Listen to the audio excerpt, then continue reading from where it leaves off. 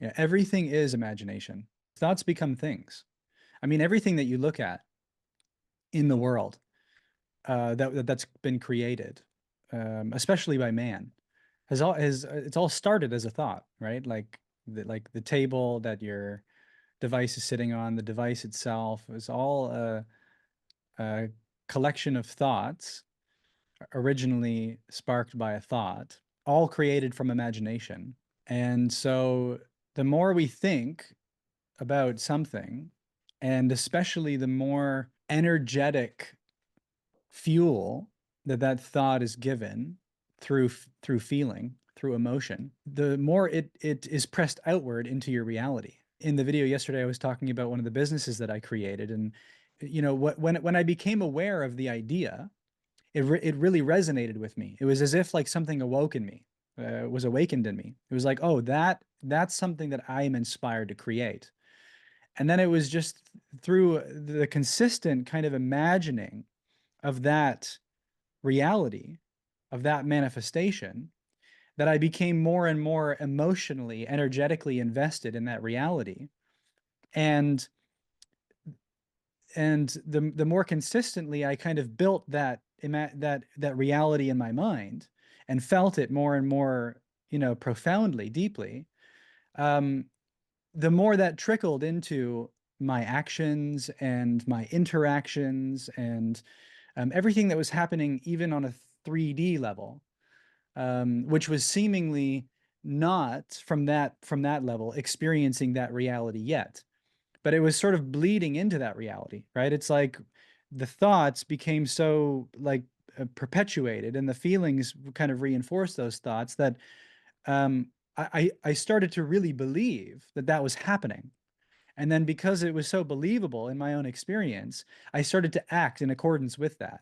I started looking for a unit that would be the home for this office. And I started like interacting with people based on the assumption that this was happening. And before I knew it, like things were just coming together. And as I said in the video, it was like I even imagined, and I don't know why, but I even imagined walking up the stairs into the unit and like doing the whole routine. And it this literally happened like that. And I had no idea, like I had no idea that that was going to be the space. I had no idea that it was going to be on the second floor, but obviously I did because I created it. Um, and so, but this applies to every level, right? It applies to your relationships. It applies to your work. It applies to the way that you interact with the world, your day-to-day activities. Like on some level, they're already being imagined. So your interactions with your spouse or your interactions with your soon-to-be partner, right? They're all being imagined. The key is first to kind of free yourself from what you're already imagining, right? Because if you're already imagining it, but you're not aware of it, it's sort of unconscious. And in a way, and I don't mean this in necessarily a bad way, but in a way, you're kind of a victim to it, right? Because you actually believe that it's happening outside of you and you're interacting with it. But from a deeper kind of unconscious or subconscious level, you're imagining it. So then you're interacting with something that you're kind of subconsciously imagining.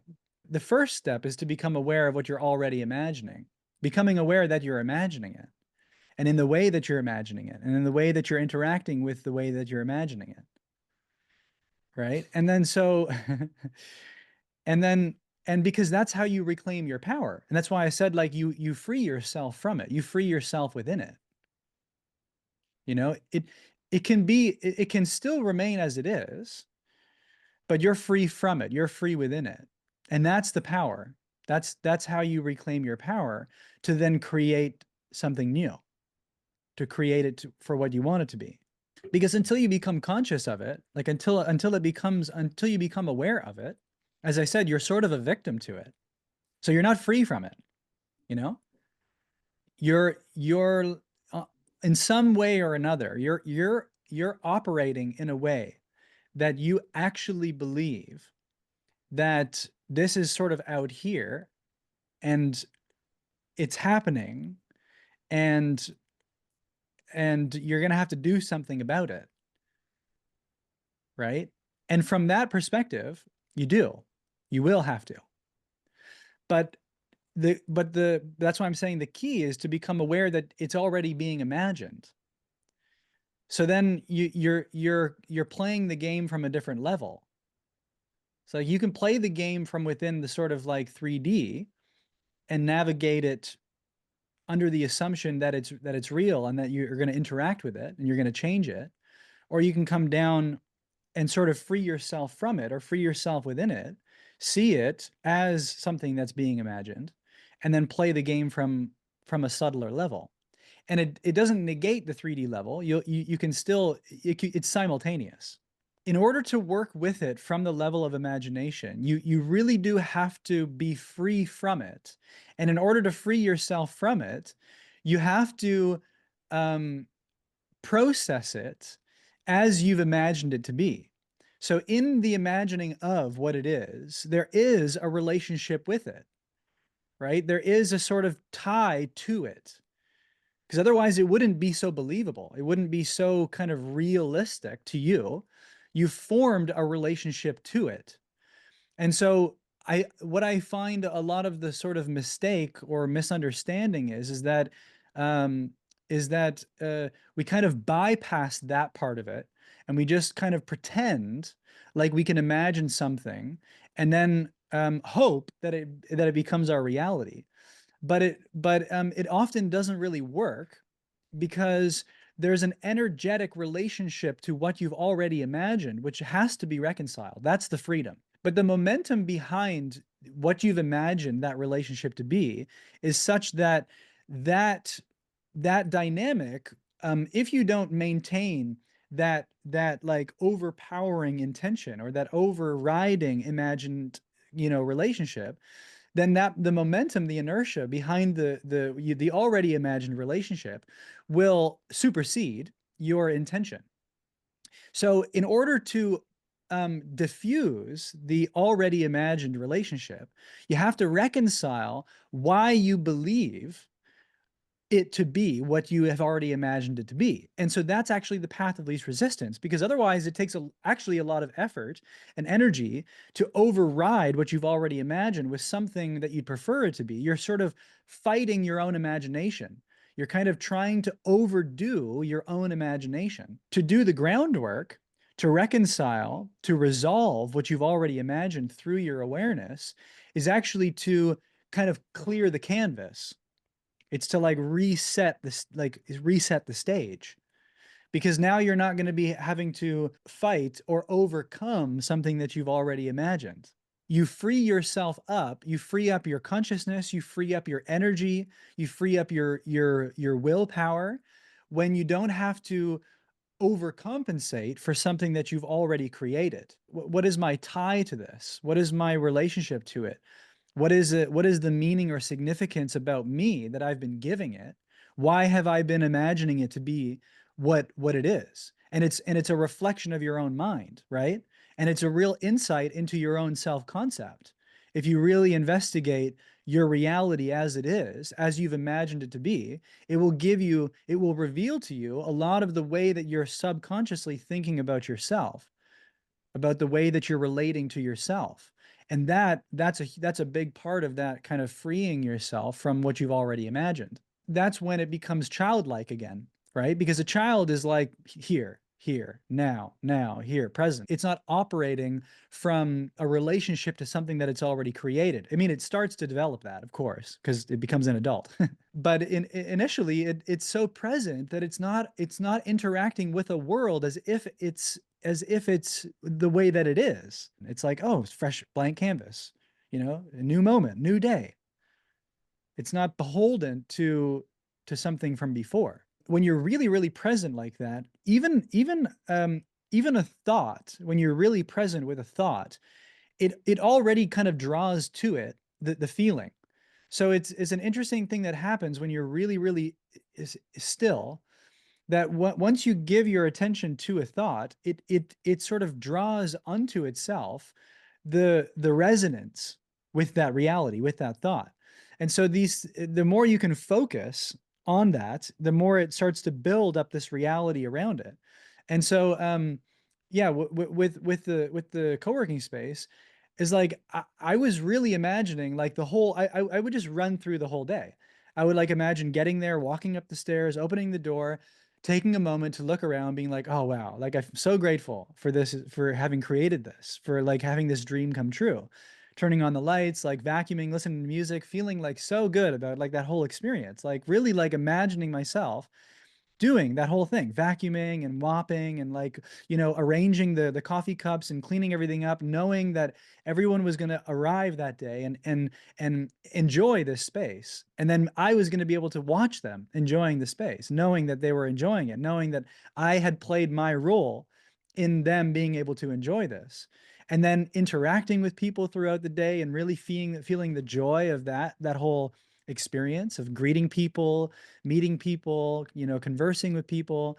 So it becomes sort of like, and I would do this for, yeah, at least 10 minutes, sometimes longer if I was really, really in it. But the more focused I became on it, the more real it became. Like I could live in that world for a while. But then the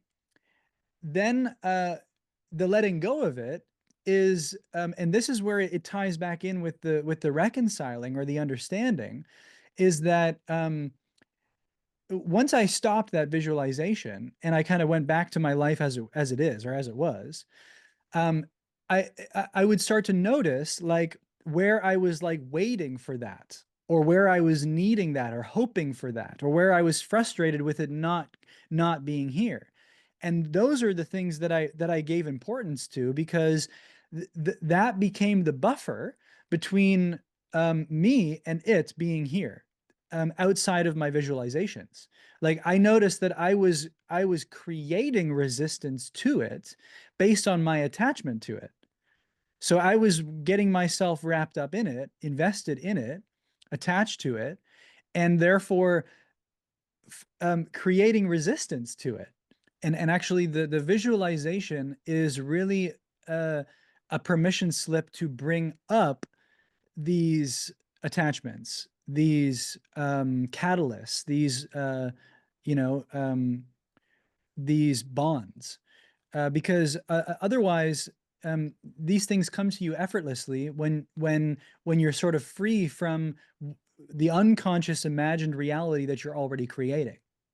So in other words, we're kind of resisting what we really want because of what we're already imagining, based on what we believe, based on our sort of self-concept. So there's often a conflict between what we consciously say we want and what we're actually wanting from our subconscious, right? Because our subconscious is already experiencing everything that it wants. That's the nature of reality. The nature of reality is reflecting our subconscious. So we've programmed our subconscious, or our subconscious has been programmed, with sort of a concept and sort of wants, right, and needs. Our experience of reality is constantly meeting the needs and the wants of our subconscious. So then there's a sort of conflict between what we say we want. And that's why the visualization is sort of like the imagining of what we say we want. And then in doing that, we allow ourselves to face the reality that we've already imagined from the contrast of what we're consciously saying that we want. And now we have the work of reconciling the difference. We have the work of collapsing the gap between our subconscious programming and our conscious desire. And that's the work. That's really all the work is. What you consciously say you want, is in a way going to be filtered or distorted through your subconscious, right? Through your programming. So in other words, your life is as it is. You're experiencing your life as it is. And a part of you is saying, well, it could be better. And this is the way that it could be better, right? And so that's the sort of conscious desire of like, well, I want this relationship, or I want this certain outcome, or I want this kind of manifestation. So then, on a sort of conscious desire level, you think that you know what would be better. and then giving it significance and kind of wrapping yourself up in it in terms of worth, you start to believe that that's what you need in order to live a better life, in order to be fulfilled, in order to be free, in order to be loved or whatever, right? And so then again, that's why I'm saying, like, all of this is just sort of a permission slip to reconcile the inner landscape, because um, the fulfillment, the freedom, the love, the peace, it can't be anywhere other than here. So anything that you're using as a permission slip, whether you're imagining something or reconciling something, it's all happening now. Everything exists here and now. So you're never going to get anything that makes you whole. You're never going to get anything that makes you happy. You're only going to uncover or realize the happiness and the wholeness that is already here, that you already are. But it's all a permission slip to remember that you are what you seek, that it's all already here. And so then it's a realignment with, it doesn't matter where I get to, it matters where I come from. It matters that I'm aware of where I'm coming from. And that's sort of the key of imagination. And then so that's why, again, like, through the imagining, we'll create things in our life, or we'll attract things in our life to bump up against, to reveal where we're still attached to an outcome, where we're still wrapping our sense of self-worth or love or whatever up in the world. Because the real part of you, which doesn't really care about getting what it wants, it just cares about coming back into the present moment where everything already is, right? But it's all pointing back to where the only place that you can actually find it, the only place that it can be found, whatever it is that you're seeking, whether it's connection or love or peace or security or whatever it is. Everything that we think we want, which is a sort of perception of something that would be better, it's already coming from our subconscious. It's already coming out of the contrast of our subconscious, because it's all relative. So this which we desire is only desirable in comparison to what we experience, which is apparently undesirable. So it's a relative game that we play with ourselves. Absolutely speaking, there's nothing better or worse. And that's the game that we're actually playing on a deeper level, on a higher level, you could say, is the reconciliation of all polarity, of all duality, of all perception, right? Because it's only from the mind that we create the separation between things and then attribute significance, pleasure, pain, right? Desirability, like, things that we don't want, things that we do want. That's all the realm of the mind. And so that's all that we're reconciling, because what is all that there is. And that's what you want. You want the recognition of what this is as all that it is. And so it doesn't mean that you can't create. It doesn't mean that you can't manifest all that you desire, but it's all a matter of where you're coming from. And that's the unfolding. When you're really present and you're detached, everything that you're experiencing is magic. It's like we think we need to create something in order to get somewhere, in order to be happy, or in order to be fulfilled, because we're overlooking the magic of the moment. It's like the fact that we can even have this conversation, like the fact that we have, like, everything is a miracle. It's an absolute miracle. It's so easy to overlook that.